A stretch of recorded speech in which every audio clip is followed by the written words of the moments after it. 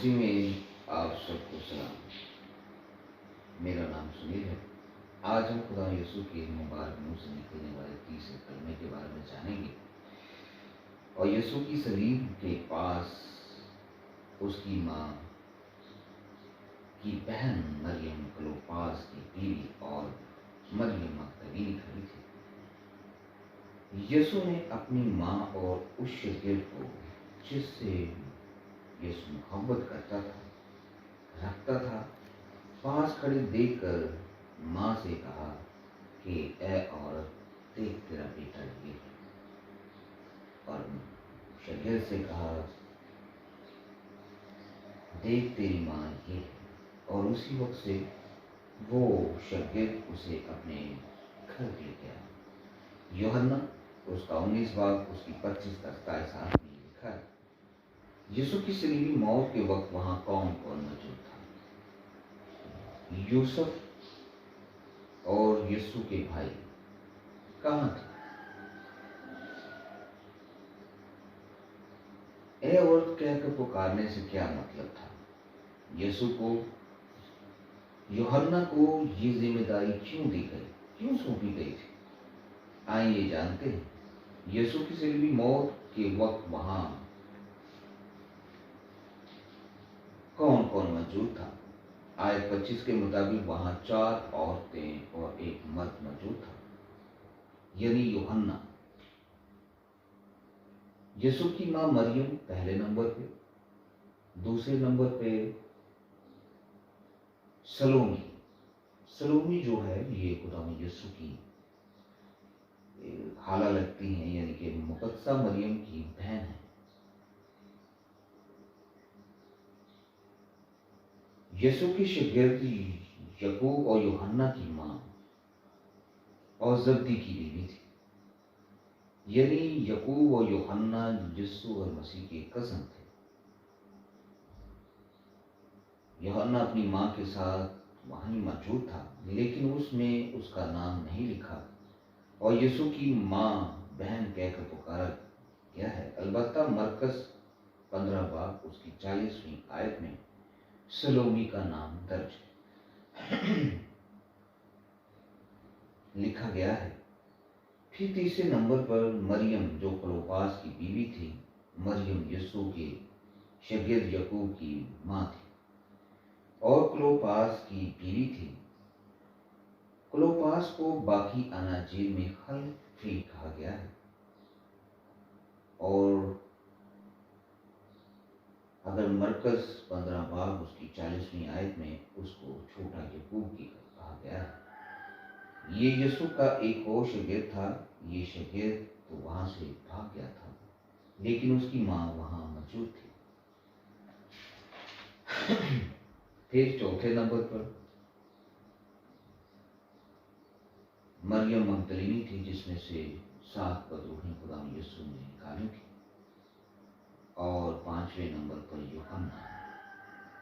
यूहन्ना था। उसने अपना नाम नहीं लिखा। उसने पूरी अंजील में खुद को ये कहकर पुकारा है कि यीशु जिससे मोहब्बत करता था। यूहन्ना के अलावा सारे शागिर्द यीशु को छोड़कर जा चुके थे। इस मौका पर वहां औरतों की मौजूदगी उनकी अजीम और अहमियत की आला मिसाल है और इससे वो बढ़कर यीशु के लिए उनकी मोहब्बत का इजहार है, क्योंकि एक ऐसे शख्स के साथ जिसको सलीब दी जा रही हो अपना ताल्लुक पेश करना बड़ी बात होती है। मोहब्बत का उनका इजहार करना, क्योंकि एक ऐसे शख्स के लिए जिसको मुजरिम के तौर पर सलीब दी जा रही हो, अपना ताल्लुक जाहिर करने से उनकी अजीम व अहमियत के साथ साथ बेपनाह मोहब्बत की भी जरूरत है।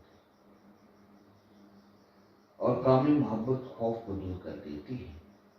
आए जानते हैं यूसुफ और यीशु के भाई कहाँ थे। शायद उस वक्त यूसुफ जो थे वो वफात पा चुके थे और मरियम एक बेवा थी। यीशु के भाई वहां मौजूद ना थे। क्योंकि यूहन्ना 7 बाब उसकी 5 आयत में लिखा है, क्योंकि उसने उसके भाई भी उस पर ईमान न लाए थे। सो मरियम को एक ऐसे सहारे की जरूरत थी जो न सिर्फ यीशु पर ईमान रखता हो बल्कि मजबूत ईमान रखता हो। और उस मजबूत ईमान का हासिल वहां एक ही शख्स मौजूद था जिसका नाम यूहन्ना था। यीशु ने मरियम, मुकद्दसा मरियम को ए औरत कहकर क्यों पुकारा? अब यीशु ने मरियम से कहा, ए औरत। औरत ना के मां, औरत कहना सख्त लफ्ज नहीं है। यूनानी जुबान में इसे मैडम या मैम कहकर पुकारा जाता है। यीशु ने अपने बपतिस्मा के बाद जब मुकद्दसा मरियम को मां कहकर कभी नहीं पुकारा। और इस बात का आगाज यूहन्ना 2 बाब में हमें मिलता है। कनान गलील में यीशु मुकद्दसा मरियम और उसके शागिर्दों समेत एक शादी में था और वहां उनकी मैं खत्म हो जाती है। यीशु की मां ने उनसे कहा, उनके पास मैं नहीं रही। ये जाहिर है कि जब भी मुकद्दसा मरियम को घर में कोई परेशानी होती, वो हल के लिए यीशु के पास आती थी। यीशु मसीह के पास हर मुश्किल का हल है, बेहतरीन हल है। और जवाब था वो नहायत अक्लमंद और ज़हीन और हिकमत वाले थे। और वो घर में मरियम के साथ रहता था। अब यीशु ने मरियम से क्या कहा कि ऐ औरत। ये वही लफ्ज है जो उसने सलीब पर भी इस्तेमाल किया। यीशु मुकद्दसा मरियम को बता रहा है कि अब हमारा वो रिश्ता नहीं रहा जो अब तक था, और अब ये रिश्ता एक नई सीमत ले रहा है। वो अब इस पोजीशन में नहीं है कि यीशु की जिंदगी में कोई अख्तियार इस्तेमाल कर सके। वो इस पोजीशन में नहीं है कि अब उसे बताए कि उसे क्या करना है, या उसे तजवीज़ पेश कर सके या हदायत दे सके। एक बहुत बड़ी तब्दीली थी, क्योंकि मुकद्दसा मरियम ने आज तक यीशु से जो कुछ मांगा था, उसने उसे कभी इनकार नहीं किया। उसने उसकी मोहब्बत में उसे हर चीज दी थी। लेकिन अब यीशु मसीह एक आला मिशन पर निकल चुका है। अब कोई भी उसे हदायत नहीं दे सकता सिवा उसके बाप की। उसे क्या करना हो, कैसे करना है, वो क्या। और क्या आप जानते हैं कि यीशु ने कभी किसी से मशवरा नहीं मांगा था। माँ की फरमाबरदारी और अतायत में रहने के 30 साल बाद पूरे करने के बाद ये ताल्लुक उसने अपनी जिम्मेदारी को पूरा किया है। और अब वो अपने आसमानी बाप के मिशन पर है। जैसे कि हम यूहन्ना 5 बाब 19 आयत में देखते हैं कि बेटा आपसे कुछ नहीं कर सकता सिवा उसके जो बाप को करते देखता है, क्योंकि जिस कामों को वो करता है उसी तरह बेटा भी करता है। और यूहन्ना 12 बाब उसकी 49वीं आयत में लिखा है, क्योंकि मैंने कुछ अपनी तरफ से नहीं कहा, बल्कि बाप ने मुझे भेजा। उसने मुझको हुक्म दिया है कि क्या कहूं और क्या बोलूं। बस जो कुछ मैं कहता हूं, जिस तरह बाप ने मुझसे फरमाया है उसी तरह कहता हूं। वो अपने आप को इस माँ और बेटे के रिश्ते से जो 30 साल से मौजूद था दूर कर रहा है। अब वो मुकद्दसा मरियम को माँ कहकर नहीं पुकारता, माँ कहकर नहीं पुकारेगा। इस रिश्ते को एक तरह से कायम रखने के बराबर है अगर वो उसको माँ कहता है। औरत कहने से पता चलता है कि मुकद्दसा मरियम का अगला ताल्लुक अपने बेटे के साथ नहीं बल्कि खुदा के बेटे के साथ है। उसका माँ की बजाय औरत कहना ये भी जाहिर करता है कि माँ की ताबेदारी में रहने वाला पुराना रिश्ता अब एक नए रिश्ते में तब्दील हो चुका है, जो मसीह और शागिर्द का रिश्ता है। मत्ती 12 बाब उसकी 46वीं आयत में जब वो भीड़ से ये बातें कर रहा था, उसकी माँ और उसके भाई बाहर खड़े थे और उससे बात करना चाहते थे। उसने उनसे कहा, देख, किसी ने उससे कहा, देख तेरी माँ और तेरे भाई बाहर खड़े हैं और तुझसे बात करना चाहते हैं। उसने खबर देने वाले को जवाब में कहा, कौन है मेरी माँ और कौन है मेरा भाई? और अपने शागिर्दों की तरफ हाथ बढ़ाकर कहा, देखो मेरी माँ और मेरे भाई ये हैं। क्योंकि जो कोई मेरे आसमानी बाप की मर्जी पर चले वही मेरा भाई और मेरी बहन और मेरी माँ है। लूका 11 बाब उसकी 27वीं 28वीं आयत में एक औरत ने पुकार कर उससे कहा, मुबारक है वो रहम जिसमें तू रहा और वो छातियां जो तूने चूसी।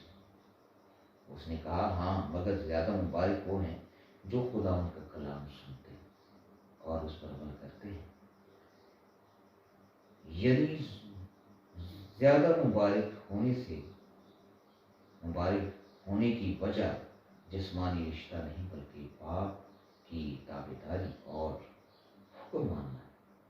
और जो जितनी ताबेदारी करेगा, जितना हुक्म मानेगा, उतना ही मुबारक होगा। सो इसलिए यीशु मसीह ने ए औरत कहकर पुकारा, ताकि सब पर यह बात वाज़िया हो जाए कि मुकद्दसा मरियम के जिम्मे जो खुदा ने लगाई थी वो उसने उसी तरीके से पूरी की और इंसान की निजात में मजीद उसका कोई करतार नहीं।